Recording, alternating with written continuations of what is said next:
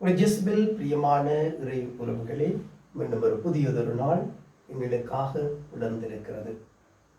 இந்த புதிய நாளிலே எங்கள் ஒவ்வொருவரையும் தந்தை மகன் தூய ஆவி நிறைவாக ஆசீர்வதிக்க அவருடைய வழியிலே செல்ல நாங்கள் ஆயத்தமாகுவோம். தந்தை மகன் தூய ஆவிகள் அனைவரையும் நிறைவாக ஆசீர்வதிப்பாராக. இன்றைய இந்த நாளிலே ஆண்டவராகிய கிறிஸ்து எங்களுக்கு சொல்லுகின்ற வார்த்தைகள்: உங்கள் கடின உள்ளத்தின் பொருட்டே அவர் இக்கட்டளையை எழுதி வைத்தார். உங்கள் கடின உள்ளத்தின் பொருட்டே அவர் இந்த கட்டளைகளை எழுதி வைத்தார். நாங்கள் கிறிஸ்துவை சார்ந்தவர்கள் என்று நாங்கள் சொல்லிக் கொள்ளுகின்றோம். கிறிஸ்துவோடு வாழ்கின்றோம் என்று நாங்கள் சொல்லிக் கொள்ளுகின்றோம். கிறிஸ்துவோடு பயணமாகின்றோம் என்று நாங்கள் சொல்லிக் கொள்ளுகின்றோம். இவருடைய வார்த்தையை கேட்டு அதன்படி வாழ்கின்றோம் என்று சொல்லிக் கொள்ளுகின்றோம். ஆனால் நாங்கள் இன்னும் கடின உள்ளத்தினராகத்தான் இருக்கின்றோம். ஒருவரை ஒருவர் மன்னிக்க நாங்கள் மறுக்கிறோம். ஒருவரை ஒருவர் ஏற்றுக்கொள்ள நாங்கள் மறுக்கிறோம். ஒருவர் ஒருவரோடு ஒற்றுமையாக மகிழ்ச்சியாக வாழ நாங்கள் மறுக்கிறோம். எங்களோடு வாழ்பவர்களை வெறுக்கிறோம். எங்களோடு வாழ் ஒதுக்கி விடுகிறோம். ஓரம் கட்டுகின்றோம்.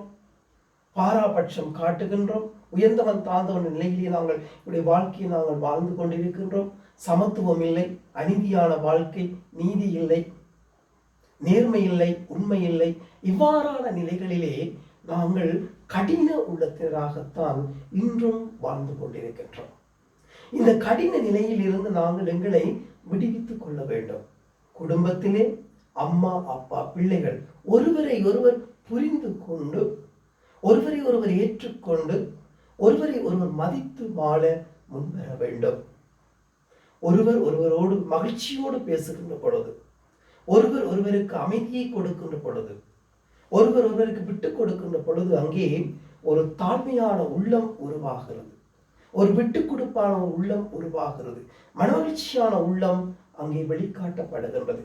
குடும்பத்திலும் சரி, சமூகத்திலும் சரி, நாட்டிலும் சரி, நாங்கள் எங்கெங்கெல்லாம் இருக்கின்றோமோ அங்கெல்லாம் நாங்கள் இளகிய உள்ளம் கொண்டவர்களாக நாங்கள் வாழுவதற்கு ஒரே ஒரு வழி, கிறிஸ்துவனுடைய வழியை பின்பற்றி அவருடைய அன்பிலும் அவருடைய மகிழ்ச்சியிலும் அவருடைய அமைதியிலும் நாங்கள் வாழுகின்ற பொழுது நாங்கள் மகிழ்ச்சியை கொடுத்து, அமைதியை கொடுத்து, ஆறுதலை கொடுத்து எல்லோரையும் இறைவனுடைய பாதையிலே அழைத்து செல்லும் இளகிய மனம் கொண்டவர்களாக நாங்கள் வாழ முடியும், மாற முடியும்.